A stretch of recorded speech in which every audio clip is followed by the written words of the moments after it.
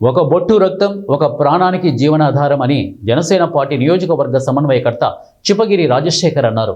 Megastar Chiranjeevi పుట్టినరోజు సందర్భంగా Pattikonda town నందు అఖిల భారత చిరంజీవి యువత అధ్యక్షుడు వైపీ క్రాంతి కుమార్ ఆధ్వర్యంలో మెగా రక్తదాన కార్యక్రమానికి ముఖ్య అతిథిగా జనసేన పార్టీ నియోజకవర్గ సమన్వయకర్త చిప్పగిరి రాజశేఖర్ పాల్గొని ఉదయం 10 గంటలకు కర్నూలు రోడ్డు సుస్వాగతం బోర్డు దగ్గర టీవీఎస్ షోరూం ఎదురుగా శిబిరం ప్రారంభించారు.